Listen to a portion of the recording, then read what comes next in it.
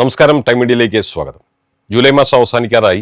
August മാസം മുതൽ ചില കാര്യങ്ങളിൽ ചില വ്യത്യാസങ്ങളൊക്കെ വരികയാണെന്നാണ് അറിയാൻ കഴിയുന്നത്. പ്രത്യേകിച്ച് നമ്മുടെ ഈ പണമിടപാട് മേഖലകളിൽ ഗൂഗിൾ പേ, ഫോൺ പേ, പേടിഎം പോലുള്ള UPI ആപ്പുകൾ നമ്മൾ സ്ഥിരമായി ഉപയോഗിക്കാറുള്ളതാണല്ലോ. ലോകത്തെ തന്നെ അത്ഭുതപ്പെടുത്തുന്ന തരത്തിലാണ് നമ്മളുടെ UPI സംവിധാനം പെട്ടെന്ന് ജനപ്രീതി ആർജിച്ചത്. ഇന്ന് ഇന്ത്യയിലെ 300-ൽ കൂടുതൽ ബാങ്കുകൾ നമുക്ക് UPI സൗകര്യം പ്രദാനം ചെയ്യുന്നുണ്ട്. പൂർണ്ണമായും സൗജന്യമായാണ് നമ്മൾ ഇതിപ്പോൾ ഉപയോഗിക്കുന്നതെങ്കിലും വൈകാതെ തന്നെ ഒരു ഫീസ് ഈ സേവനങ്ങൾക്ക് നൽകേണ്ടി വരും എന്ന് തന്നെയാണ് ഇപ്പോൾ പുറത്തു വരുന്ന വാർത്തകൾ സൂചിപ്പിക്കുന്നത്.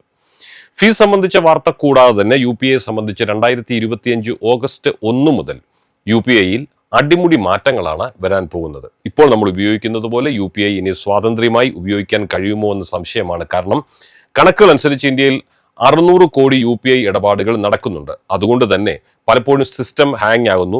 എന്നാൽ ഇടപാടുകൾക്കിടയിൽ കാലതാമസം വരുന്നു, സേവനങ്ങൾക്ക് തടസ്സം നേരിടുന്നു തുടങ്ങിയ പരാതികൾ പലപ്പോഴും നമ്മൾ കേൾക്കാറുണ്ട്. ഈ കഴിഞ്ഞയിടയിൽ 1-2 ദിവസങ്ങളിൽ തന്നെ ഈ ഇടപാടുകൾ മുഴുവൻ ജാമായി പോയിരുന്നു. ഈ പ്രശ്നങ്ങൾക്ക് പരിഹാരം എന്ന നിലയ്ക്കാണ് പുതിയ മാറ്റങ്ങൾ വരുത്തുവാൻ അവർ ഉദ്ദേശിക്കുന്നത്.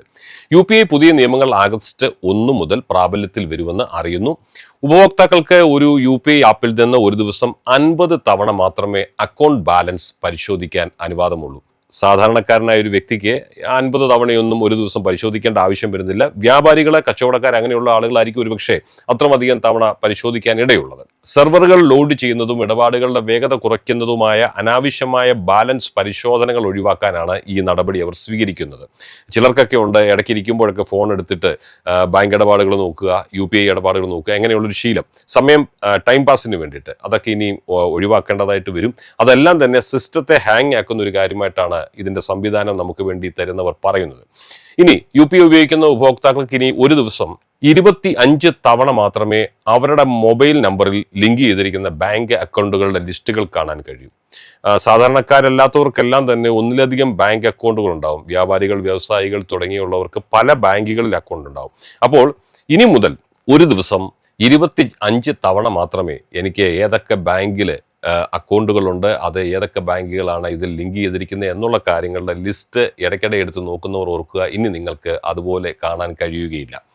ഇനി ചിലർ ഓട്ടോ പേ സിസ്റ്റം വഴി പലതരത്തിലുള്ള ബില്ലുകളെ, വാടകകളെ, സബ്സ്ക്രിപ്ഷനുകളെ മുതലായവ അടയ്ക്കുന്നവരുണ്ട്. അതായത് കൃത്യസമയത്തേക്ക് വേണ്ടി അത് ഓട്ടോ പേ ബില്ലിൽ ആക്കി വെച്ചിരിക്കുകയാണ്. ഇത്തരം ഇടപാടുകൾ ഇനി മുതൽ ചില ഓഫ് പീക്ക് സമയങ്ങളിൽ മാത്രമേ നടക്കൂ. അതായത് ഉദാഹരണം പറഞ്ഞാൽ രാവിലെ 10 മണിക്ക് മുമ്പ്, ഉച്ചയ്ക്ക് 1 മണിക്കും വൈകുന്നേരം 5 മണിക്കും ഇടയിൽ, രാത്രി 9:30-ക്ക് ശേഷം എന്നിങ്ങനെയായിരിക്കും അതിൻ്റെ സമയക്രമം വരാൻ പോകുന്നത്. ഇടപാടിൻ്റെ പേയ്മെൻറ്റ് ഹിസ്റ്ററി ഇനി മുതൽ ഒരു ദിവസം 3 തവണ മാത്രമേ ഉപയോക്താക്കൾക്ക് പരിശോധിക്കാൻ കഴിയൂ. ഇതൊരു ചിലരുടെ ശീലമാണ്. ചുമ്മാ ഇരിക്കുമ്പോഴെല്ലാം പേയ്മെൻറ്റ് ഹിസ്റ്ററി എടുത്ത് നോക്കുന്ന ഒരു ശീലമുണ്ട്. ഇതിങ്ങനെ നോക്കുമ്പോൾ നമ്മൾ വിചാരിക്കും ഇതൊക്കെ ഒരു നിരുപദ്രവകരമായ ഒരു കാര്യമല്ല, ഇത് നോക്കുന്നതുകൊണ്ട് ആർക്കാണ് കുഴപ്പമെന്ന്. പക്ഷേ ഇതിനെല്ലാം നിയന്ത്രിക്കുന്ന സിസ്റ്റത്തെ ഇത് ഹാങ് ആക്കുന്നത് കൊണ്ട് ഇനി മുതൽ ഒരു ദിവസം നിങ്ങൾക്ക് 3 തവണ മാത്രമേ നിങ്ങളുടെ ഇടപാടിൻ്റെ പേയ്മെൻറ്റ് ഹിസ്റ്ററി പരിശോധിക്കാൻ അനുവാദവും അവസരവും ഉണ്ടാവുകയുള്ളൂ. ഇതേസമയം വിദേശ രാജ്യങ്ങളുമായുള്ള UPI പണമിടപാടിന് ഇന്ത്യയിൽ നിന്നും കൂടുതൽ സൗകര്യങ്ങൾ ഒരുങ്ങിക്കഴിഞ്ഞിരിക്കുന്നു. സിംഗപ്പൂരിലുള്ള ഇന്ത്യക്കാർക്ക് UPI വഴി പണമിടപാട് നടത്താൻ കൂടുതൽ ബാങ്കുകളിൽ ഇപ്പോൾ സൗകര്യമുണ്ട്. നാഷണൽ പേയ്മെന്റ് കോർപ്പറേഷനാണ് ഇക്കാര്യം അറിയിച്ചിരിക്കുന്നത്. NPCLന്റെ അന്താരാഷ്ട്ര കമ്പനിയായ ഇന്റർനാഷണൽ പേയ്മെന്റ് കോർപ്പറേഷൻ ഓഫ് ഇന്ത്യയാണ് ഈ പദ്ധതിക്ക് നേതൃത്വം കൊടുക്കുന്നത്. Kotak Mahindra bank, HDFC bank, bank of Baroda എന്നീ ബാങ്കുകൾ ഉൾപ്പെടെ 13 മുൻനിര ബാങ്കുകളിൽ കൂടിയാണ് ഈ സൗകര്യം ക്രമീകരിച്ചിട്ടുള്ളത്. സിംഗപ്പൂരിലേക്ക് ഇവിടെ നിന്ന് ബിസിനസ്സിനായും ജോലിക്കായും പഠനത്തിനായും ഒക്കെ പോയിരിക്കുന്ന ആളുകളുടെ വീട്ടുകാർക്ക് ഇത് വളരെ ഗുണമായി തീരുന്നുള്ള കാര്യത്തിൽ സംശയമില്ല. ഇതോടെ സിംഗപ്പൂരുമായി UPI ഇടപാട് നടത്തുന്നതിന് കൂടുതൽ ബാങ്കുകളിൽ ഇപ്പോൾ സൗകര്യം വന്നു കഴിഞ്ഞു. ഇക്കഴിഞ്ഞ ജൂലൈ 17 മുതലാണ് കൂടുതൽ ബാങ്കുകൾ ഈ സംവിധാനത്തിലേക്ക് എത്തിച്ചേർന്നത്. Bank of Baroda, Bank of India, Canara Bank, Central Bank, Federal Bank, HDFC Bank, IDFC First Bank, IndusInd Bank, Karur Vysya Bank, Kotak Mahindra Bank, Punjab National Bank, South Indian Bank, UCO Bank, Axis Bank, ICICI bank, Indian bank, Indian overseas bank, state bank of India, DBS Bank തുടങ്ങിയവയാണ് ഈ സംവിധാനത്തിൽ ഇപ്പോൾ ഉൾപ്പെട്ടിട്ടുള്ളത്.